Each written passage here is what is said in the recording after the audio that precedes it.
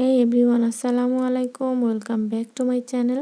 আজকে আমি 46 ইঞ্চি বডি সাইজের জন্য কামিজ কাটিং করে দেখাবো। তো আশা করি ভিডিওটি ভালো লাগবে, আর ভালো লাগলে অবশ্যই চ্যানেলটি সাবস্ক্রাইব করে সাথেই থাকবেন। তো সবচেয়ে প্রথমে আমি এই কাপড়টাকে সম্পূর্ণরূপে মেলে নিয়েছি, আর এরপর এটা এই অবস্থায় কিন্তু দুই ভাঁজে ভাঁজ করা রয়েছে। তো এই যে কাপড়টির মাঝখান থেকে ধরে আমি টোটাল 4 পার্ট করে নিলাম। তো আমি যে কামিজটি বানাবো সেটার অ্যাকচুয়াল লেন্থ হচ্ছে 43 ইঞ্চি পরিমাণ। যেহেতু এটা 3 পিসের কাপড়, তাই আমি এই লেন্থের মাপটি নিচের থেকে নিচ্ছি। তো নিচের লেন্থে আমি 43 ইঞ্চিতে একটা মার্ক করলাম এবং আরও এক্সট্রা 1 ইঞ্চি নিলাম সেলাইয়ের জন্য। তো আমি 43 ইঞ্চিতে একটা মার্ক করে একটা স্কেলের সাহায্যে একটা মার্জিন টেনে নিচ্ছি।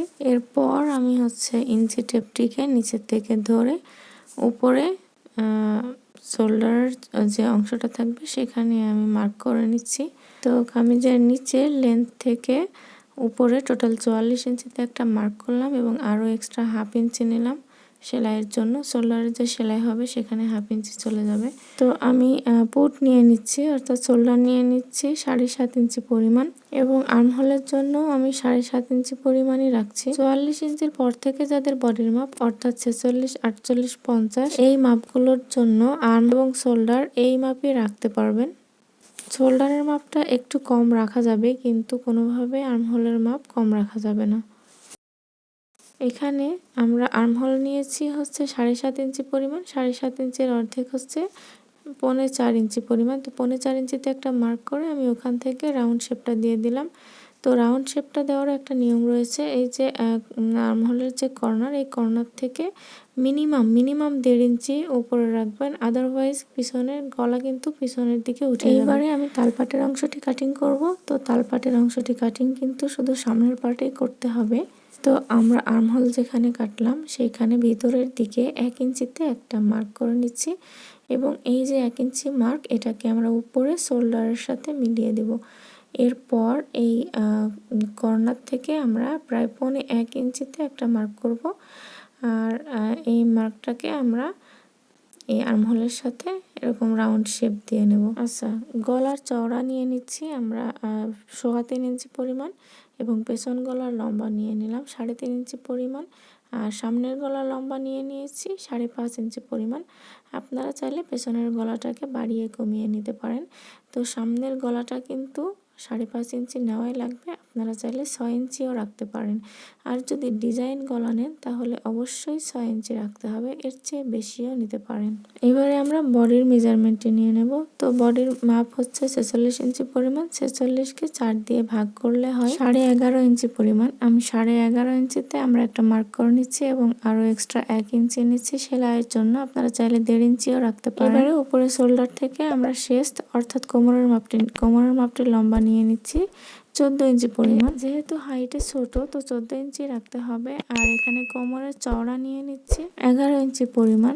যেহেতু কোমরের মাপ ছিল 44-এর 4 ভাগের 1 ভাগ 11 ইঞ্চি। আমরা 11 ইঞ্চিতে একটা মার্ক করলাম এবং 12 ইঞ্চিতে আরও একটা মার্ক করলাম। তো শোল্ডার থেকে হিপের লাইনের দূরত্ব 21 ইঞ্চি পরিমাণ রাখছি, এবং হিপের লাইনের চওড়া 50 ইঞ্চি। 50-এর 4 ভাগের 1 ভাগ 12.5 ইঞ্চি পরিমাণ। আমি 12.5 ইঞ্চিতে একটা মার্ক করে নিচ্ছি এবং আরও এক্সট্রা 1 ইঞ্চি নিচ্ছি সেলাইয়ের জন্য। এবারে একটা শেপ কাটের সাহায্যে আমি এই মার্কগুলোকে মিলিয়ে নিচ্ছি। আপনাদের কাছে শেপ কাট না থাকলে হাতের সাহায্যে এই কাজটা করে নিতে পারবেন। তো এই পর্যায়ে বলি, যারা এখনও আমার চ্যানেলটি সাবস্ক্রাইব করেনি প্লিজ আমার চ্যানেলটি সাবস্ক্রাইব করে সাথেই থাকবেন। আর যারা অলরেডি সাবস্ক্রাইব করেছেন তাদেরকে অসংখ্য অসংখ্য ধন্যবাদ। তো এই স্কেলের সাহায্যে আমরা ফাড়ার লাইনটাকেও মিলিয়ে নিব। তো এতদূর হওয়ার পর এইবারে আমরা কিন্তু কাপড়টিকে কাটিং করব দাগ অনুযায়ী। কিন্তু তার আগে আর্মহোল কাটার সময় অবশ্যই খেয়াল রাখবেন যেন তালপাটের অংশটি কাটিং না হয়ে যায়। এই ভুলটা অনেকের হয়েই যায় অনেক সময়। এই ভুলটা আসলে মারাত্মক ভুল। এখানে ভুল হলে কিন্তু কাপড়টি ওয়েস্ট হয়ে যাবে। তো আমার কাপড়টি কাটিং করা কমপ্লিট। তো মার্কিংয়ের এই যে জায়গাগুলো, এগুলোকে আমি একটু কাট বসিয়ে দিলাম সেলাইয়ের সুবিধার জন্য। তো প্রথমে আমরা পেছনের গলা কাটিং করে এরপর আর্মহোল কাটিং করেছিলাম, বাট এবারে সামনের পার্টে সামনের গলা এবং সামনের তালপাটের অংশটি কাটিং করে ফেলবো। আমার কামিজের কাপড়টি কাটিং করা কমপ্লিট। এবারে হাতাটা কাটিং করব। তো আমার ড্রেসটার হাতার অ্যাকচুয়াল লেন্থ 17 ইঞ্চি পরিমাণ। তো আমি এখানে 17 ইঞ্চিতে একটা মার্ক করছি নিচের থেকে। যেহেতু এটা 3 পিসের কাপড়, তাই নিচের থেকে এখানে মার্ক করতে হবে এবং এক্সট্রা 1 ইঞ্চি নিলাম সেলাইয়ের জন্য। উপরে আমি এখানে 18 ইঞ্চিতে মার্ক করছি এবং আরও হাফ ইঞ্চি নিচ্ছি সেলাইয়ের জন্য। এবারে হাতার চওড়ার মাপ নিয়ে নেব। তো হাতার চওড়ার মাপ নেওয়ার নিয়ম হচ্ছে, কামিজের আর্মহোল যতখানি কাটবেন তার থেকে মিনিমাম 1.5 থেকে 2 ইঞ্চি পরিমাণ এক্সট্রা যোগ করে আপনারা এই মেজারমেন্টটি নেবেন। আমার কামিজের আর্মহোল ছিল 7.5 ইঞ্চি, আমি এখানে 9 ইঞ্চি পরিমাণে রাখলাম হাতার চওড়া এবং হাতার শেপ দিয়ে দিচ্ছি আমি 3.25 ইঞ্চিতে। হাতার কাপড়ের চওড়ার পরিমাণ কম ছিল, যার কারণে আমি এখানে এক্সট্রা কাপড় জয়েন করেছি। এটা 3 পিসের কাপড়, তারপরেও কাপড় কম। তো হাতার উপরে আর্মহোলের ওই অংশটাতে আমি 3 ইঞ্চির পর থেকে রাউন্ড শেপ দিয়ে নিলাম এবং এখানে হাতার মুহুরের মাপ অর্থাৎ হাতার মুখের মাপ হচ্ছে প্রায় 6.25 ইঞ্চি পরিমাণ রাখলাম এবং আরও এক্সট্রা 1 ইঞ্চি নিলাম সেলাই করার জন্য। তো এবারে আমি আর্মহোলের অংশ থেকে হাতার মুখের মাপের সাথে একটা স্কেলের সাহায্যে মিলিয়ে দিচ্ছি। এবারে আমরা দাগ অনুযায়ী কাটিংটাকে করে নিচ্ছি। আচ্ছা, যেহেতু আমরা কামিজের আর্মহোল কাটিং করার সময় তালপাট কাটিং করেছি, তো আমাদের হাতায়ও অবশ্যই তালপাট কাটিং করতে হবে। তো এখানে হাতার মাঝখান থেকে আমরা একটা কাট বসিয়ে দিলাম এবং যে কোনো এক পাশে মিডল পয়েন্ট বের করে নিলাম হাতার, অর্থাৎ মিডল পয়েন্ট হচ্ছে 9 ইঞ্চি, 9-এর অর্ধেক হচ্ছে 4.5 ইঞ্চি। 4.5 ইঞ্চিতে একটা মার্ক করলাম এবং প্রায় 1.25 ইঞ্চি ডিপ করে আমরা আর্মহোলটাকে কাটিং করে নেব, তালপাটটাকে কাটিং করে নেব।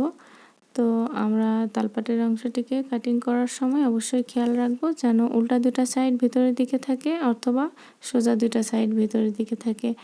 আর তালপাটটি কাটিং করার পর আমরা এভাবে একটা মার্ক করে নেব যাতে করে ভুল না হয়ে যায়। তো আমাদের হাতার কাপড়টিও কাটিং করা কমপ্লিট। আশা করি আপনাদের কাছে এই কামিজের কাটিংটি সহজ লেগেছে।